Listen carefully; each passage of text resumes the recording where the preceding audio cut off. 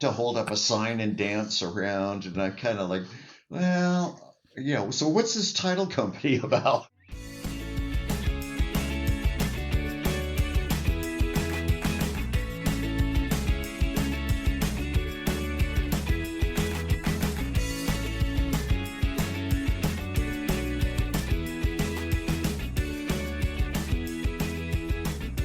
Welcome to the Exploring Washington State podcast. Here's your host, Scott Cowan.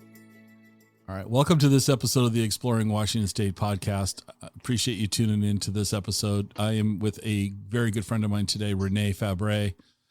This is going to be an unstructured conversation. I mean, I think we know where we're going to go a little bit, but just hang in there. If you don't like what we're talking about, it'll change in 10 minutes and you'll have a new topic. So, René, welcome. Thanks for being here.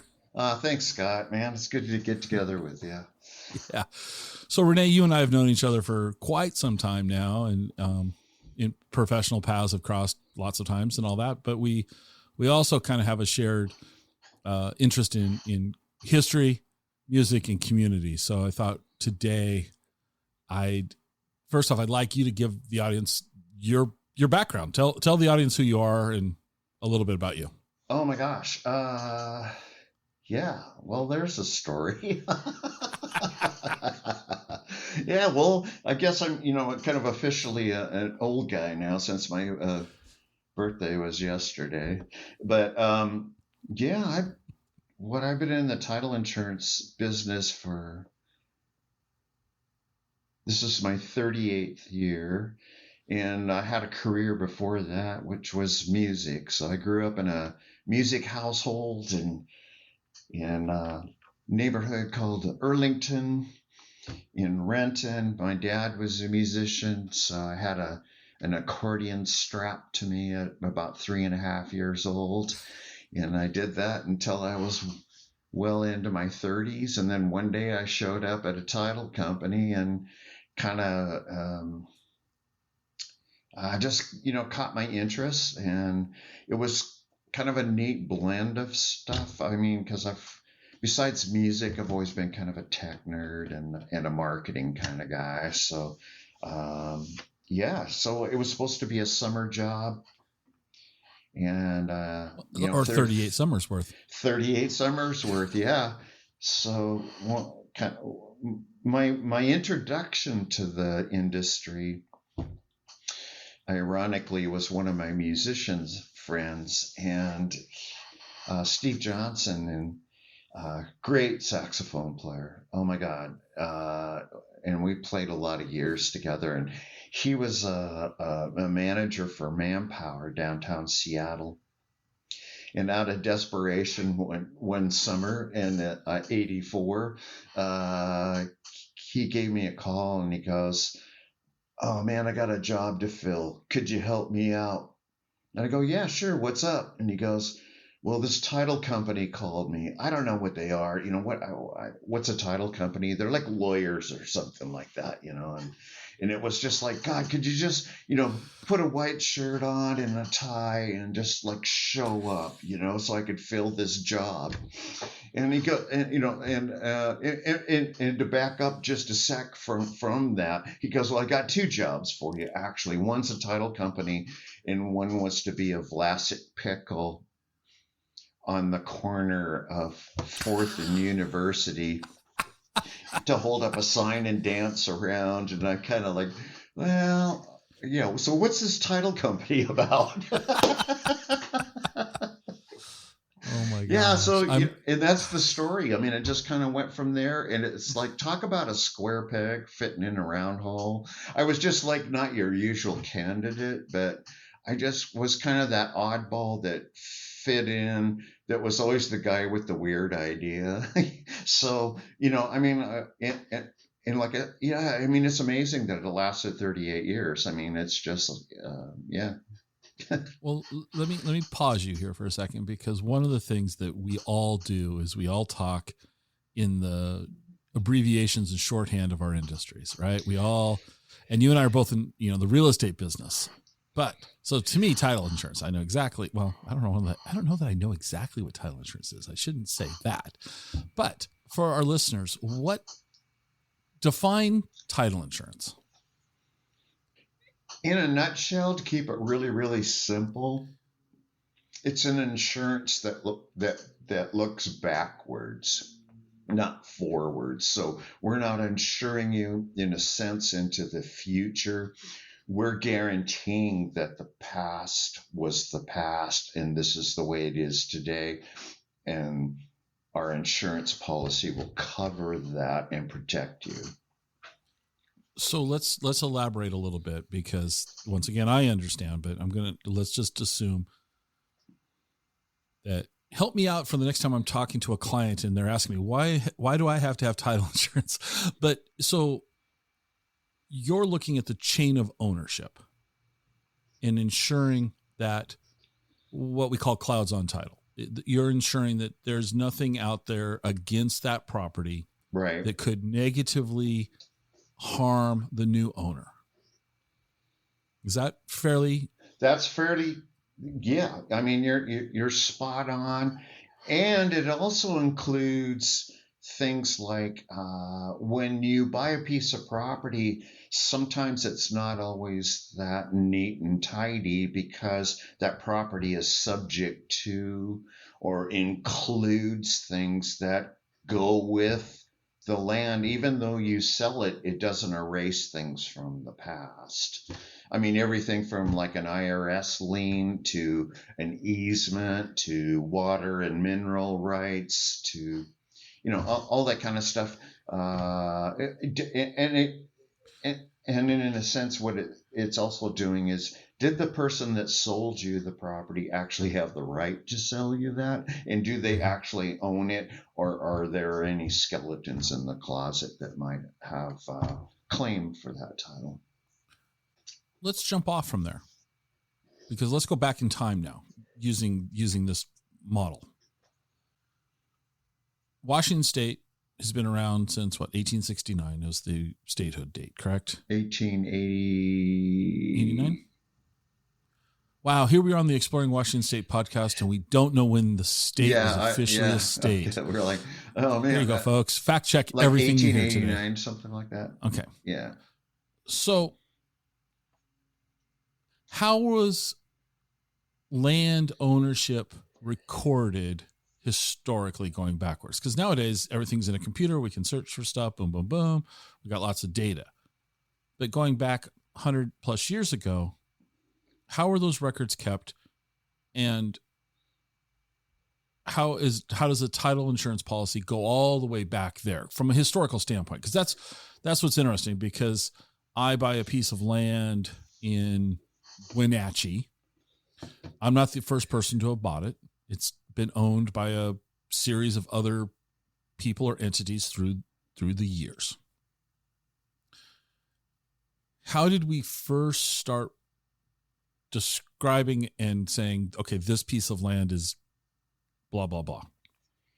From a historical standpoint, how did that happen? Well, yeah. I mean, to me, I'm just like on a deep dive this whole year because I just wrote a new class on it. So, I mean, the whole thing, there's such a rich history, but really it kind of gets going when Lewis and Clark came out here because, Thomas Jefferson sent them out here to hurry up and get to the Oregon Territory because we had the Brits out here also. And we had just picked up the Louisiana Purchase and the Southwest from, the Spanish-Mexican whole thing. All of this stuff is kind of happening at the same time. So there was a big urgency to get out here and fill up that northwest corner and claim it. But we needed a way to do it because if you think back, our original 13 colonies used the British system, and that was meets and bounds. So that's basically, I stick a stake in the ground and I follow the creek, bearing northwest 300 feet. And then I take a left at the big pile of rocks and I walk down to the oak tree, that all of this stuff is described. Well, if you're trying to open up the West and do it quickly, How in the heck are you going to do that if that's what you have to deal with? Everybody is just literally staking out a claim, right? Putting a stake in the ground and describing the property. That's going to be nuts. So they came up with a system that became the public land survey system, and it was basically dividing everything into squares and rectangles. And the way they did that was in like 1850, to incentivize people to settle here. They did the donation land claim, and that meant anybody in the Northwest here, in the Oregon Territory, not for the whole country, but just here in the Northwest. And that was like Oregon, Washington, Idaho, a little bit of Montana and Wyoming to begin with, is we need to base a survey from some sort of ground zero place. Okay. So the ground zero place is what we call now the Willamette Meridian. So in a little park, like not even 2 miles out of downtown Portland to the west, up on the hill, they drove a stake in the ground and they said, this is ground zero. And then they went north to the Canadian border from that stake and south to the California border. And then they went east and west from the ocean to Idaho. So they, put a, kind of a, just mark their matrix there. So they had a meridian and a baseline. What's fascinating to me is you still see that in legal descriptions today. I mean, if you buy a property, even today, it'll say, Section 18, Township 23 North, Range 5 East, Willamette Meridian. And that's referring to that ground zero point. So what years was this happening? This started like in 1850. Okay. Yeah. Okay. So they went north to Puget Sound. So they went through between Olympia and Yelp, and then, through Centralia. I mean, they just drove a line north. Took them 74 days from the initial date in 1851. They marched through the woods and marked trees every half mile up to Puget Sound to start it. Mm-hmm. And then, it's fascinating that they could do that. I mean, because like you said, we're such in a digital world. Oh, we could just do that from satellite now. I mean, well, I don't know with traffic if it would take more than 74 days to go from Portland. I'm amazed that it only took them that long when you consider that there was probably only a couple of indigenous trails. Yeah, that actually, when you think about it like that is pretty amazing. So that's how the land, the description of land was started. Right. So they did they did what's called townships. And a township is 6 miles by 6 miles. So there's 36 sections in a township. So, I mean, if you just march north from that starting point in Portland, every 6 miles is going to declare a new township. So, and then that would be a square of 36 miles. Now, forever since the 1500s, we kind of look, one of the default descriptions of land is how many acres do you have? Mm-hmm. And so acre was a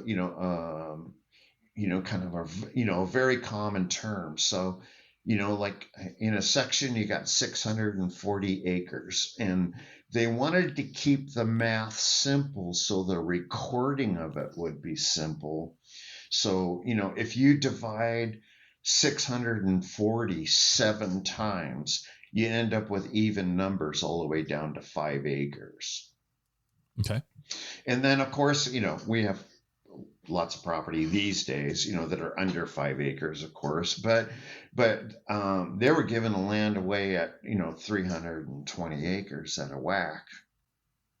Okay. And that was to spread out so that the British wouldn't spread in, if you will. Yeah, because if we had Americans, settling here, then we're establishing a presence. Because what they were afraid of, and probably duly so, because the British already had Canada, but before the Oregon Territory, we had what was called the Oregon Country. And that went about halfway up through BC. And then in 1848, they had they did a treaty or something like that. And then we end up drawing the 49th parallel. But the Brits were claiming everything west of the Columbia River, west and north of the Columbia River. So Washington could have looked a whole lot different if they would have won that claim. And we wouldn't have any left turn lanes. We wouldn't have any left turn lanes, no. We'd be out on the Columbia Plateau there. Okay. So these documents were recorded then. Were they recorded at the state level? Or how did... They had like a territorial land office, and that moved around a bit. It started out, I think, in Olympia, and then as time went on, we had a land office in Seattle. So one of my favorite stories is the Shumway Farm in Kirkland, and you had to go to the land office downtown Seattle. And our joke is always today, is like, well, it's not a joke. I just mean in the sense of the way we perceive time nowadays is the fact that, same day recording. Well, there's no same day recording back then because there was no way to record anything other than to bring your documents, the originals, show up at the office, and they had like a big track book, and they literally just copied everything off of whatever those documents were into a tract book. So it was all handwritten. In your 38 years of doing title insurance,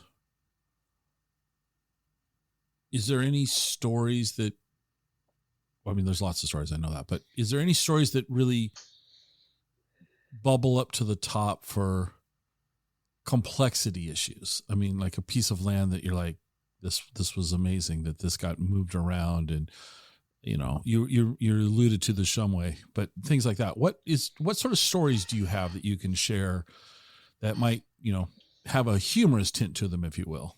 Oh, well, one of my favorite projects that I worked on a long time ago was, do you know where like Brace Point is? I do not. It's near Three Tree Point. It's kind of over in the Burien, Des Moines area. Okay. Well, I won't mention names, but a famous builder, contractor, construction company dude owned that. And he built a great big wall around his property. He had this huge mansion on the bluff overlooking the sound, and the neighbors really got upset and alluded to, no, the neighborhood has a right to walk down this path to the beach. And so I took it on, and what I found out was a Captain Johnson got a land grant, and and I had to go all the way back to like 1851 or something like that. And lo and behold, yes, he wrote into it, the neighbors have a right to follow this kind of path that already existed when Captain Johnson got the property. And he goes, oh, of course the neighbors can walk down the path. So in current times, that owner had to actually tear down part of the wall and reopen that because it was written in there. So that wasn't in our digital system. I had to go way, way back. I had to go to the courthouse a bunch of times and go through old documents. And so what prompted this? Was it a buyer? Was it the act of the wall going up by the property owner, or was it a new buyer in the neighborhood that said, hey, wait a second? Or Yeah, What was the it impetus was for the this? neighborhood, and they were just declaring their rights that they had up until the time that this guy bought the property. Okay. Yeah, and they were saying, I know it's in the record somewhere, and so I was the guy that went back and did the research, and yep, here it is. So how long did that take you? I spent a good couple weeks on that one. Oh, okay. Yeah.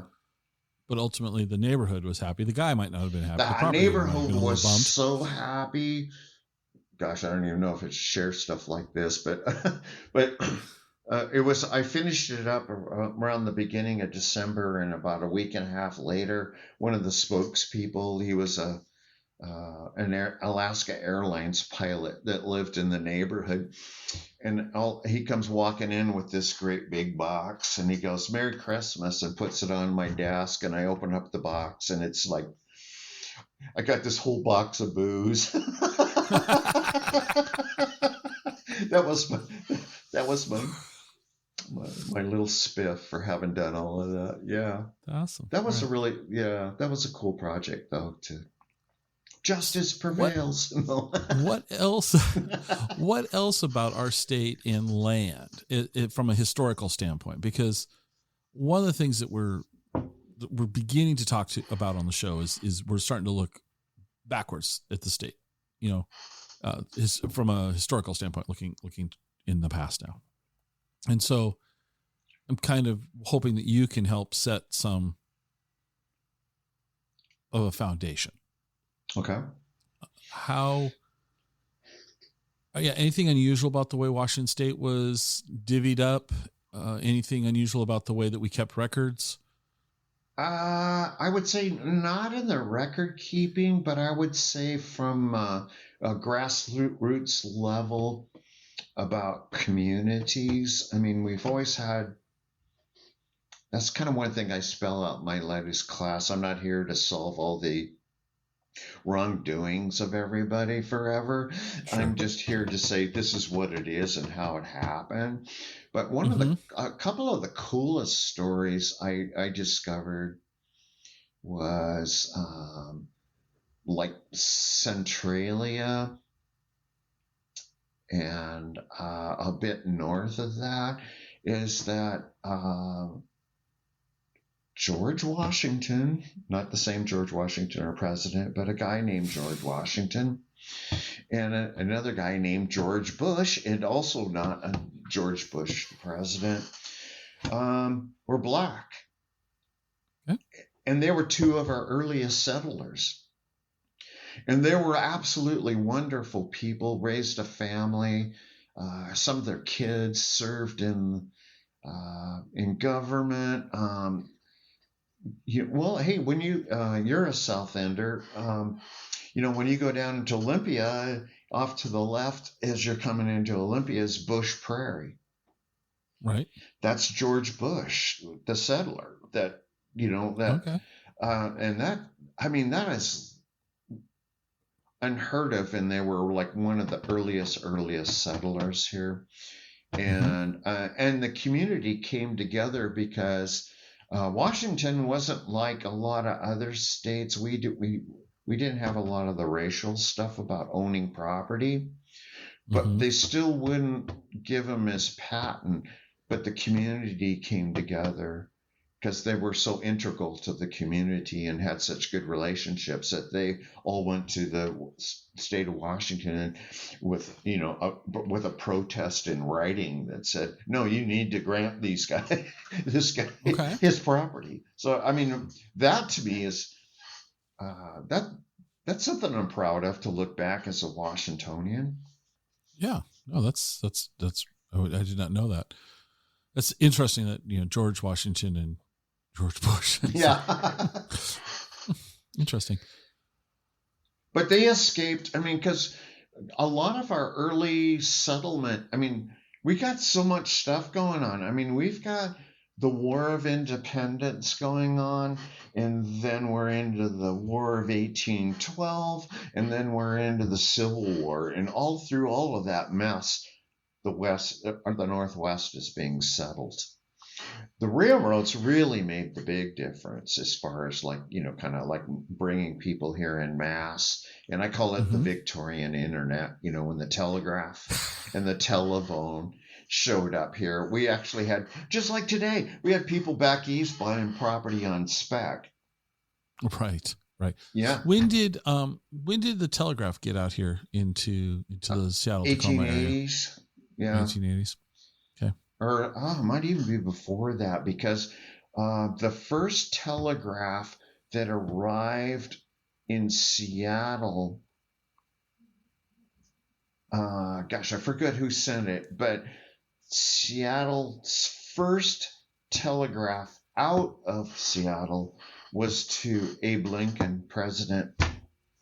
Well, that was in the 1860s then. 1860s, yeah. It's Saturday. I'm not really clear on my dates. You didn't know this was going to be a history test. I didn't know this was a history test. I was prepared for something different. No. Okay. No, just teasing. Well, yeah, because one of the things is, the railroad, the Transcontinental Railroad, coming out here and ultimately ending in Tacoma. And then, but what's interesting, is Walla Walla was a big part of that. Yes. Walla Walla was going to be a big, Walla Walla certainly looked like it was going to become a big place in the state of Washington.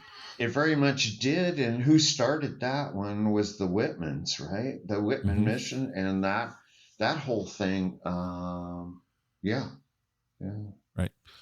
And then, with Tacoma getting the choice and they picked the railroad, and then Seattle then got the college. That certainly seemed like the safe bet, right? That certainly seemed like that was going to be it would be Tacoma and then Seattle would be the smaller place, but just didn't work out that way. No, and then there's always been, then the rivalry continues, right? Right. Yeah. That rivalry continues. And, Washington, we've had a very interesting, couple hundred years, if you will. And the land, though, I mean, because, underneath everything is land, not to sound like what's the word I'm looking for? The Realtors Association's mantra, underneath all is land, but that's true. Under land, I mean, land is very important. Ownership of land, ownership rights. Yes. Yeah. Water. All of these things are constantly evolving and changing.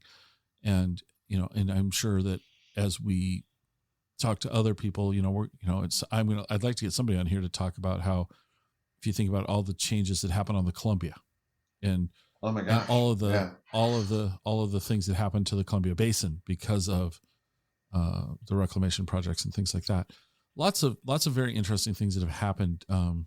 Well, like for instance, it's like when they put the ship canal in Seattle, to connect Lake Union, the Sound, Lake Union, and Lake Washington, that ended up lowering Lake Washington by like 6 feet, 6.5 feet, or something like that. And that, all of a sudden, wouldn't you like to have waterfront property in those days? And all of a sudden, the lake's down 6 feet. You got a whole bunch more. But it's, right. I mean, but we go back in history to, we had coal and timber. And even my grandpa, he worked in Newcastle in the mines, right? And the railroad used to come around the lake, the shortest distance, just Seattle around the lake through Renton up into Newcastle. So speaking of interesting layers of land, literally hooking around the south end of Lake Washington, I mean, I did a couple of projects down there where you had all these railroads going through there. Then you had the donation land claim. Then you had a couple of homesteads. Then you had a plat, and all of these were vacated. I mean, so all this stuff ends up stacking up. I think what people don't know is your history on land exists in layers. Mm-hmm. And those layers never go away. They were there, and now there's something else. So then it's platted, and then a portion of the plat's vacated, then it's platted over again, and I would say that's down where the landing is in Renton, kind of around Mm-hmm. that, and I just go, man, there's so much stuff going on there. I got in a project, I was just like, I was down rabbit holes like every day trying to figure out who did what when, because back in the day, once again, you had to go, before we're talking, well, I was looking at it on microfiche, but when it was originally recorded, it was handwritten. Mm-hmm. And so the microfiche is only just copies of that handwritten documents. And you got to go through and read all that stuff and figure it out.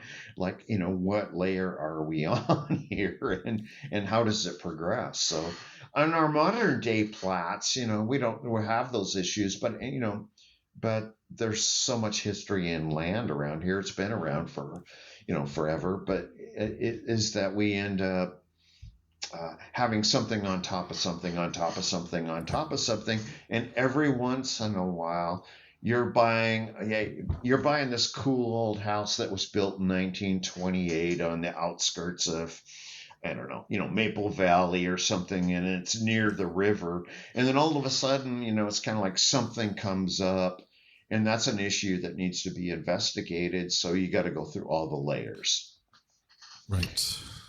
Because back in, 2009, somebody signed an agreement as a neighbor, and it's in writing. And if it ended up on a deed that it continues with the property, then, well, that's the way it is. It continues with the property. Right. Yeah. It's always been, as a real estate professional, it's always been, maddening, because we find these things out when we're trying to buy or sell a property. So we never find them out when it's convenient. Oh, of course not. No, it's 2 days before closing. Right. Yeah, and then we have to do damage control and all of that. But the history of the area, of the state, and in the Puget Sound region in particular has been pretty fascinating to me.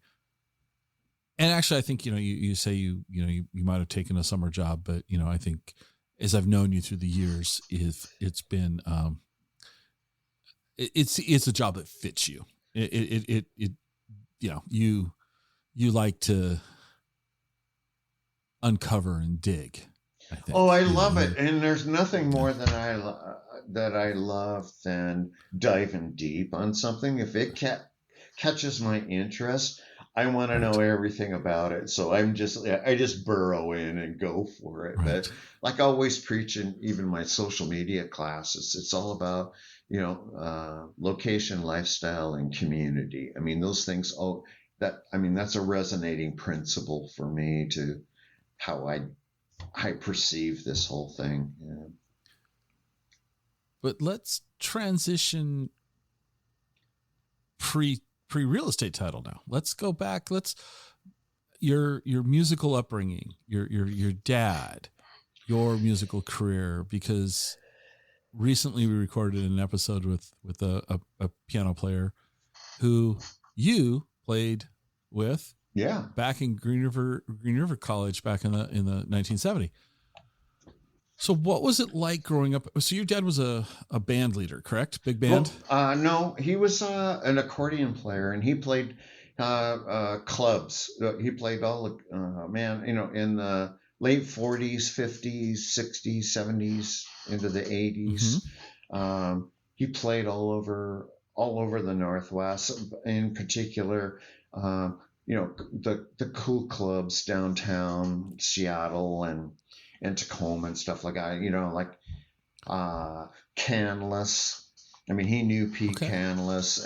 He played there often. He played at the Serrano Hotel and stuff like that. So we were totally the oddball family in the neighborhood because, Dad was a musician, played clubs. We had a lot of jam sessions on the weekends, and our hours were totally different because he didn't work for Boeing or Pacific Card Foundry, which 90% of everybody in Renton did back in those days. Right. So how were you introduced to music? Obviously with dad being a professional musician, but when did you start to, you mentioned when we started, you had an accordion strapped on you at 3, but, Literally. when did you start really taking an active interest in music, and what instrument was it that got you started? Yeah, so, I did the accordion thing and I was proud to do it, but then I hit about 12 years old or so. And then, being a guy that was born in 1950, we're talking 1962, and my next door neighbor, Cheryl, who was a kid that was probably about 4 years older than she had a friend in England that mailed her an album. And shared that with me, invited me over, and we put it on, and it was Meet the Beatles. And I think that's the first time I got the biggest emotional high about the possibilities of what music was. I was like, even at that time, I was doing the local stuff, like the Paul Revere and the Raiders and the Sonics and the Wailers and the Ventures and, the whole 50s things. But it was just kind of like, that was like almost like a premonition, because it took until another year and a half or so, 63, and all of a sudden we had the English wave, the first English wave happening. And I was just like totally into that. So I always joke. I was like totally in like rock bands all the way through my teens and 20s, and what I'm you can see me, since this is audio format, I'll just, I'm kind of got this bemused look on my face. At least that's what I'd like to think it looks like. Maybe it looks like I'm passing a kidney stone or something. I'm not sure. The fact that you can remember the first time you heard that album, because I don't remember the first time I heard the Beatles. They just have always been there. Yeah. But I was watching, have you seen the Get Back movie? Yes. So what you just said, this is what it reminds me of. Watching Get Back, and they're playing, Get Back over and over again, right? They're working on that song, and then they go up on the rooftop and they're playing it, and it's a Beatles hit. Everybody knows Get Back, right? It's just been there. Yeah. But could you imagine what it would have been like the first time you heard that? I mean, you're walking the street in London, and, the Beatles are, 5 stories up or whatever it was they were, and you're hearing this song. You're like, well, what song is that? I've never heard that before. And, exactly. And yet for me, it's like, it's always been there, and it's always been well known. So I love the fact that you can point to when you first met the Beatles. Yeah. And that, I had no idea what journey in life that would take me on. Because I don't like go around thumping a Bible for the Beatles, you know what I mean? I wasn't like totally obsessed with them, but they really shook me off my foundation and showed possibilities, because I think I was just like the perfect age, I was a teenager with angst, playing a guitar, and just like doing the whole thing. And what was so cool about the Beatles is that every time a new record came out, it was almost a new direction. And that's kind of, if there is a story of my life, it's kind of like, I call it the Tarzan theory of, direction, because I just swing from vine to vine, and you just like, you're swinging along, and hey, that's the one I can grab. And I just loved following that whole thing, because when I love the early stuff, but I also really, like Revolver was the one that just blew me out of the room, and I just like, okay, yeah, now we're going, it's just like, So let's go back though. Let's go back. You mentioned, the Wailers, the Sonics, Paul Revere and the Raiders and all that. What do you remember of your teen years in the Seattle Renton music scene? What was it like back then? Oh my gosh, I always kind of joke that I made more money then than I do now, but I meant, and by that I just mean that almost every restaurant, especially every tavern, had live local music at least 2 nights a week, if not 3, and many had 5 nights a week. You could go down and listen to live music. And it didn't matter if it was Angelo's Tavern or the Hilton Hotel or whatever. Everybody had live music. And so I was playing. I joined the Musicians Union in 1965. So I was 15 years old. So I was a member of the Musicians Union before I got my driver's license. Okay. So I had to have, somebody, so one of the bass players that we had probably wasn't one of my favorite bass players, but he had a driver's license. So he got us to the gigs, Back then, mid-60s, Seattle, where was your favorite venue to play? Oh, wow. Well, I did some of them. I think in the early days, those early days, I think the Target Ballroom was one of my favorite place to play. It's kind of a toss-up between that and the Spanish Ballroom over on 99. Okay. Because it wasn't very sophisticated back then, when we just had about a dozen, thanks to Pat O'Day, right? We had, because he kind of put the network of the local scenes for dances. Yeah. My favorite kind of club, I forget the name of it now, but it's the rooftop at the Sereno Hotel in Seattle. Okay. I love that place. That was just such a cool venue to play. And I did that in a number of different guises. I mean, it was really fun. Had a couple of bands that played there, and then but I also played with God, I forget his name now, but we were strolling guitarists. Okay. Yeah, I did a couple things with that.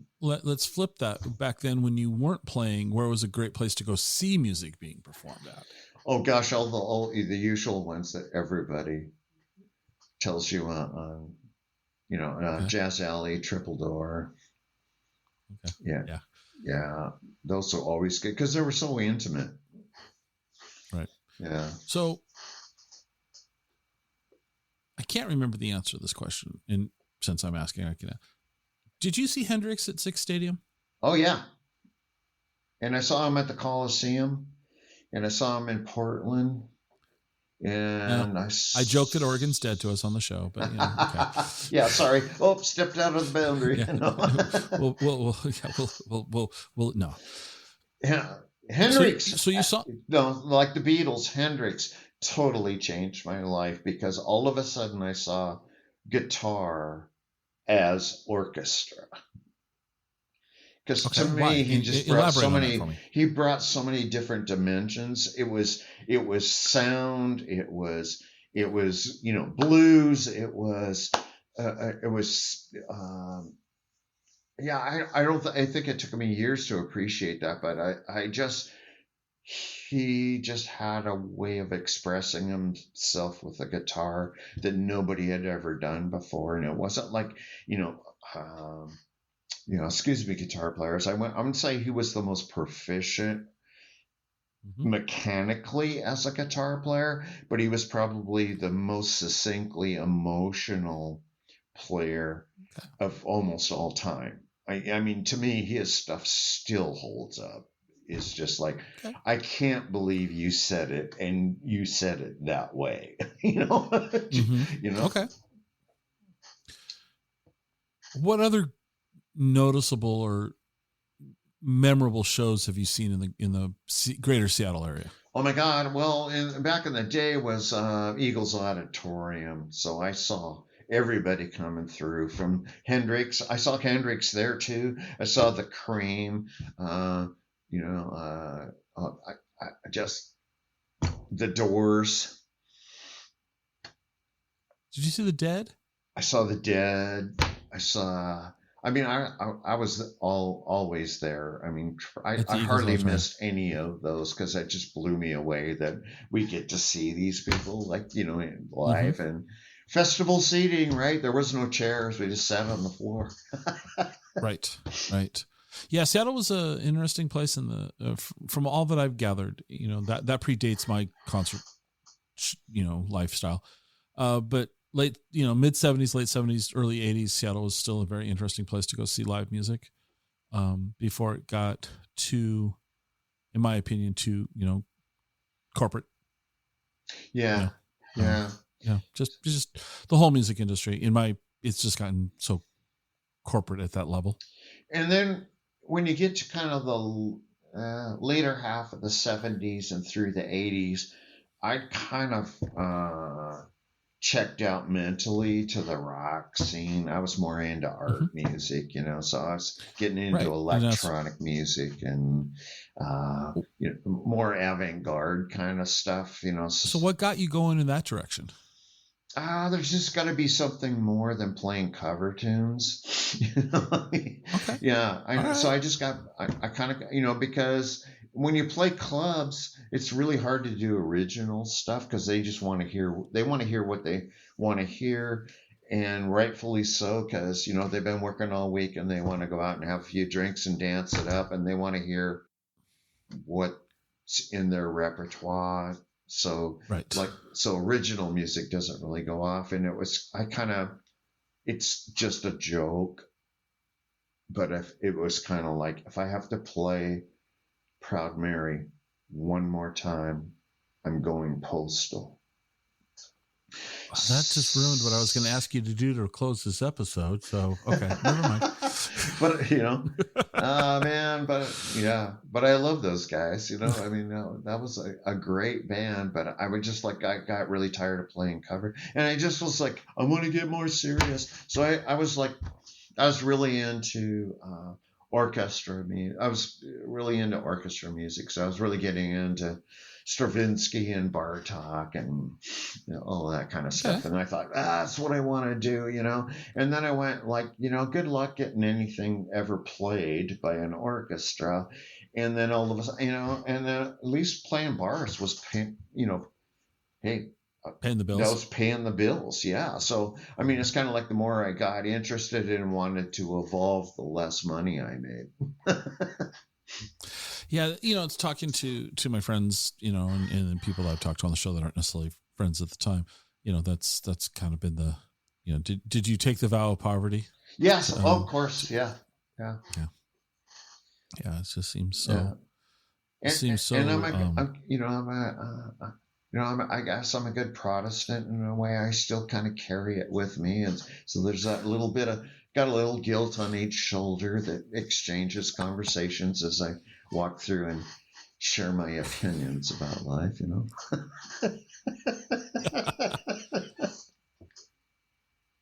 So, like I mentioned when we started that you in 1970 at Green River, you were in the jazz band. Yes. At least I know you at least were in jazz band for 1970, and it is my understanding that one of your compositions was performed by the band in competition. Is that accurate? Yeah, I wrote a ton of stuff for them. The one we chose to perform at the 1972 Olympic Jazz Festival was a piece I wrote, Foundation, basic Isaac Asimov novel. You know, that was where my head was on that one.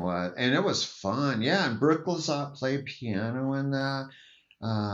Grant Reeves, awesome saxophonist and flautist, was in the band at the time. Yeah, we had some great players. We were just like this really fun, out of the box collection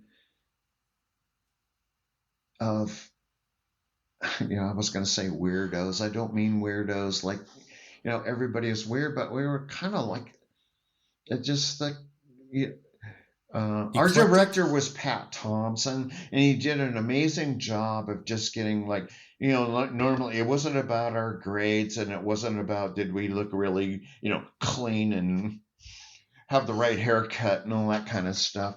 Most of us were pretty out there, but we knew how to collaborate, and we knew how to play, and we knew just how to make stuff up and improvise. And so I even got a little award for the Olympic Jazz Festival for that. But we were kind of like under the auspices of the college, almost like a professional big band jazz band, because we are always on tour, and we played every college in the state of Washington. We went up to BC on tour and played about 6 or 8 places. We were always just, putting on a show somewhere for something. Mm-hmm. And how many years were you with the band at Green River? Well, I actually went, and thanks to Pat Thompson, I went to, he just said, hey, why don't you go to school here? So I got into the music department in 79. No. 69. 69. And then I, got my AA degree. I think it was in 71. But because of all of the work that I had already done, because I'd been to Nashville, I played in bands and I toured and all that kind of stuff, I ended up teaching at the same time, because I always kind of joke that I've always done everything backwards, because it's so like, oh, let's go to school. Oh no, let's teach it at the same time that you're going to school. So that's kind of was my thing. So I got, and then I think it was about 73. So I was there from about 69 to 73. So you slipped in, you'd gone to Nashville. You just kind of threw that in there. Who did you go to Nashville with? Bonnie Guitar. Okay. And her daughter. How'd you get connected to her? Yeah, and her daughter, who was known at the time as, her stage name was Alexis. And that was Paula Tutmark Johnson, as we've known her. She passed away a couple of years ago, but we were just kids. I mean, I was like, just barely 18. Mm-hmm. Yeah, we went down and recorded in the RCA Nashville studio. B, I think it is. It's the small. How was that experience? Yeah, that was mind blowing, because I was hanging out with Chris Christopherson and Bucky Wilkin, and got all of the country royalty, at the time. Got to meet Johnny Cash there, Bobby Goldsboro, Chet Atkins. Really? Yeah. In all the years that we've talked about this, you haven't shared those names with me before, so this is cool. Yeah, well, I haven't thought about it for a while, actually. That's cool, though. Yeah, a lot of. I just I have really fond memories hanging out with Chris Christopherson. I don't know, taking straight shots, smoking cigarettes, sitting in this little GT Opel Kadett. Was a simpler time. It was before he was on the Johnny Carson show, or not the Johnny Carson, the Johnny Cash show. Before he it was just right before he, ta-da, here's Chris Christopherson, But I was hearing all of those songs already. It was really amazing. Uh-huh. Yeah. So going back to Green River and Brooke Lazat, so if somebody's listening to this, depending on in what order they're listening to it, Renee, your episode will have been published after Brooks, so they might be hearing this before listening to Brooks. So I apologize to those folks. Well, you'll just have to go listen to Brooks. But one thing Brooks said, and he didn't say it on mic, so you just have to trust me that this is what Brooks said, is that you had a chord and he wants to learn this chord. And it was really funny because, so here's my observation of Brooke Lazat. He has maybe the ideal setup for a musician. Oh my gosh, yes. Yeah. Because he has seemingly unlimited access to a wonderful studio space with a amazing concert piano. Yes. I'm and envious. He practices. Yeah. And even I, who am not a musician, walked in and went, oh, well, that's interesting. Look, I mean, it's a stunning piece of instrument. And so this guy practices, more in one day than most musicians probably practice in a month. I mean, he is just able to hone his craft consistently. And so off mic, we were talking about you, and he was like, oh yeah, we did this song by René and da-da-da. And he has this chord, and I'm not a musician, and you know that, René, but I'm not a musician. But he goes, he has this chord, and I need him to teach me that chord. And I'm thinking to myself, you practice all day, every day. How is it you don't know this chord? So help me out here, because it's like, what's the secret? What is this chord? And why does he want you to teach? Yeah, I know. I mean, what's the deal? Well, it's. I feel like it's a martial art move or something. Totally, yeah. Really, some, I don't know. So what? Well, I think, it's like being in a rock band, being in a country band, being in a jazz band. There's only so many notes, and we all play them.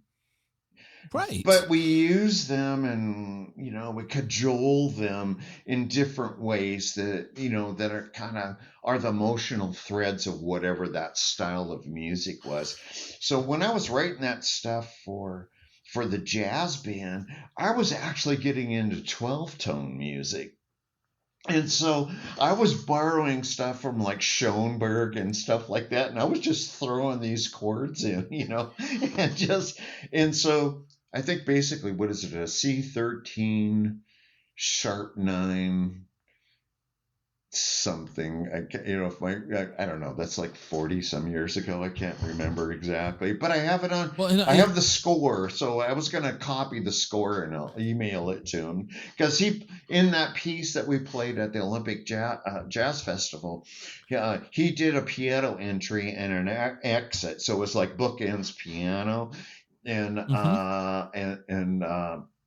so I wrote that for him to play, and so I'm thinking that's the chords that or at least the chord he's thinking of, But I was really getting into like pentatonic scales and chords based on fifths and all that kind of stuff. So I'm not quite sure which chord in there he's talking about, but I kind of have an idea that, Yeah, it was funny just the way he described it to me and the way I took it. Let me put it to you that way. Let's now this is that like you had this secret chord and you won't share it with anybody. It's René Fabre, and it's your chord, and he's like, I need him to teach me that. And I just kind of chuckled. It was kind of funny to me, because it's like after all these years, it is, and I think. Yeah. If I can claim kind of any kind of unique harmonic style in my writing, was that I learned to compose from the guitar, and then I went to the piano. And on a guitar, It's way more open. There's way more space between the notes when you build a chord, where, on piano, you can do clusters if you want to. The notes can be right next to each other. But my hearing, I always got like, I kind of think guitar. There's a part of me that just thinks guitar. So that's always kind of the way I voiced things on the piano. Are you doing anything musically nowadays? I'm just kind of coming around circle to getting my back bedroom in my condo into a studio again. So I'm just at the point where I'm putting the Legos together again, because I've got some ideas, and I've done some stuff over the couple of years, but I've been grabbing from here. I grab a little old, do a little new, and put them together and that kind of stuff. And I haven't really it's really not about performing right now. It's just about like, what's my new language? Where am I? I'm just kind of rediscovering kind of where I'm at right now. Okay. But I mean, because the world changed for me. I mean, smartphones coming about, that was a big change for me, because I love doing video and putting music to it. and that's kind of the direction I think I'm kind of moving in. And I'm not like making movies like movies with a plot and all that kind of stuff.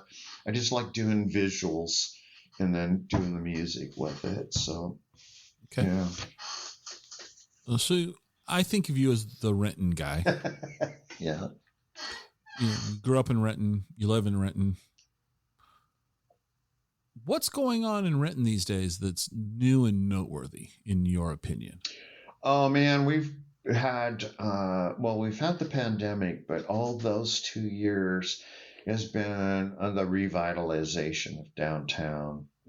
So we got new curbs, new sidewalks, new sewers, new internet, new everything. I mean, they've just done a big refresh. And I love it because it's really attracting. I think we're finally over the hump because it's been so up and then down and then up and then down. Mm-hmm. I think we finally had a place where the Renaissance is truly beginning for Renton downtown. And I can't wait because I'm not a big fan of urban sprawl. I love little old downtowns to scale. I do. So I know you've listened to the show and you know me quite well. So the next question's got to be, where's a good place to get a cup of coffee in Renton? Boon Boona is one of my favorites. Yeah. Why do you like Boon Boona? Tell us, elaborate on that. Well, I don't know how much I can elaborate, but the coffees from Africa, they it's all done in-house. They're not just buying it and shipping it in. They're doing it all there. And it's just a wonderful big space and very comfortable. It's a remarkably large space. Yes. Yeah. Which I like the space. The problem with a space like that is that 5 people in the space makes it still look empty. Yes. So you go, it doesn't, it's just that it's like going into a large music hall that can hold, say, 500 people and there's only 100 and it looks like it's not very popular yet. There's 100 people there enjoying everything. So it's Boon Boona's space is, it's really kind of cool. I don't know. I was there pre-pandemic and then I was there, I think you and I think we went there once together. Yeah. Yeah. The last time that you and I met for coffee, or we were trying to meet for coffee, and they were kind of, it was in that awkward phase, mask, you can't sit in this, blah, blah, blah, the whole thing.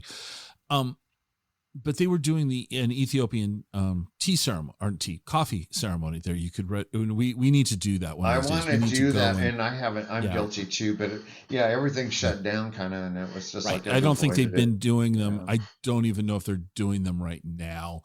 But in the near future, we need to coordinate that. I think that would be a kind of a fun. And there's a lot of good places. I look at the Liberty Cafe too, if you just want like a really old school Renton. Okay. Yeah, I want to go grab a burger. Where's a good place? I like the Whistle Stop. It's one of my favorite places. All right. Yeah. And, I was going to tease you about Home Depot, but, McClendon's. Oh, my God. Yeah. Well, I'm such a loyal McClendon fan, because it was the family, and then they sold it, and then I think they bought it back. But that was the only place especially when I had a house, I haven't had to deal with that. And then I've been a condo owner for quite a while. But I just remember so many Saturdays going there because I had an old house and then some old thing broke down and I had to have it replaced. And you could just walk up to somebody and just go, well, I got this thing and I'm trying to figure out how to fix it or replace it. And he goes, give me a minute, I'll run upstairs and check. And it was probably some part from the 40s or something like that, that they haven't made for 40 years or something. And, they go find one. And I just I just love that input, or just anybody give me your opinion. I didn't have to Google it. No. I actually got to talk to somebody. No, McClendon's is, and for those of you that don't know, McClendon's is a hardware store, and it's a small chain. Yeah. And my experience with McClendon's is always you walk in and you're like, Well, first off, anybody that knows me knows I'm probably not walking into McClendon's because I am mechanically impaired. I am. My wife would be the one walking in with the odd part, going, "This just fell out of the dishwasher," and the person will look at it and go, "Well, that's a blah blah blah 42X. Go down to aisle 7, third row from the top Exactly. in the brown cardboard bin. We got 3 left." And, you know, I mean, you're like, huh. And you never question the pricing. And not that the pricing's bad. You don't go there to save money. You go there to save time. Yes. Yeah. Because their knowledge, their knowledge is superior. I love that kind of stuff. Other favorite places I like, well, being a bachelor, I hit the Wajimaya buffet. At least the Wajimaya buffet, yeah, right. Once a week, you know, because they have great food. Okay. Great food there, you know. And like I said, Whistle Stop's one of my favorite hangs. So if you want to run into somebody that's been in Renton for a long time, it's a good neighborhood hangout. And what is it? Last question about Renton. Tell us something about Renton that people, even most people in Renton, wouldn't know. Like, give us some obscure factoid about Renton.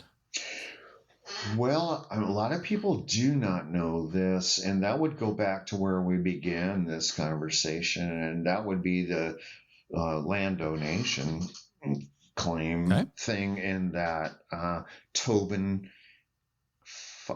filed one of the first claims, number 35 in the Washington Territory donation land claim, and then, so he's here, he builds a mill on the Black River. He's at where Cedar River meets Black River, which it doesn't anymore because, again, Lake Washington, when the ship canal was built, lowered. So the Cedar River used to arc over, never go into Lake Washington, hook into the Black River, which went over to Tukwila into the Duwamish and then into the Sound. Okay, so, but long story short was just that Tobin died and his widow Diane ends up marrying the next door neighbor who has 160 acres.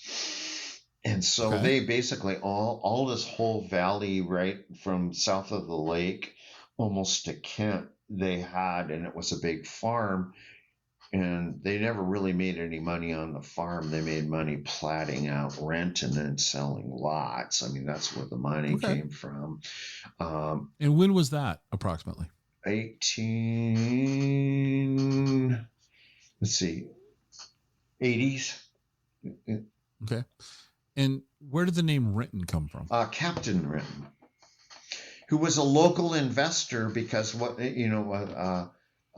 Tobin and all of that. Captain Renton was out here investing in timber and coal. Okay. So I live up the hill from Renton.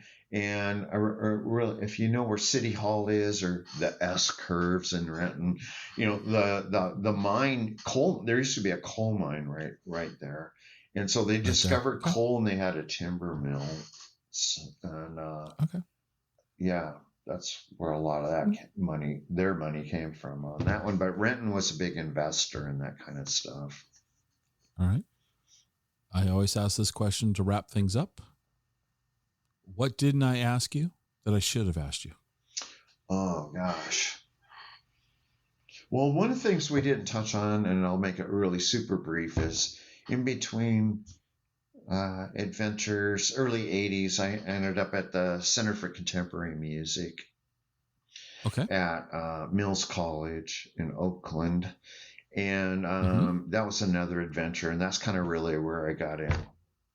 To kind of my later phases, a lot of that's, but I always, one of my pride and joy is I was studying for my master's degree, and I couldn't afford the equipment, nor did I have the space at that time. So I bought a Commodore 64, and that's what I did my graduate thesis on. You did your graduate thesis on a Commodore 64. Totally, because it has a 3-voice programmable synthesizer in it. Talk about a minimalist, right? Yeah. But it totally works. It totally works. Okay. Yeah. Okay. So thank you for making this happen. I've been wanting to do this for quite a while, and you've been a very kind listener and offered feedback through the almost 2 years that we've been doing this. So I feel, in some ways, I feel guilty that I didn't have you on earlier. But I appreciate you taking the time today. And I know, I got a question for you. You do have some music available like on SoundCloud, right? On SoundCloud, yeah, I got a bunch of stuff there. Okay, and so I have we'll also put have a a link. YouTube channel that. We'll put a link to that. Is there any other places that people could find out more about you? That's pretty much. You do teach social media to real estate. Facebook, Instagram, Twitter, LinkedIn, blah blah blah. You do teach social media to real estate agents. Yeah, that's kind of that's my gig. Yeah. All right, Renee. Well, I really appreciate you taking the time, and I've had a lot of fun. Yeah, thanks, Scott. I hope this wasn't like too absolutely random. No, and you know what? No, it's not. It was fun. Thank you. Yeah, I enjoyed it. Thank you, Scott.